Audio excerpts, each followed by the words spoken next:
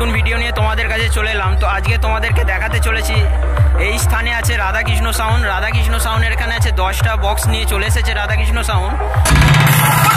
তো যার মধ্যে আছে 6টা টপ আর 4টে বেস।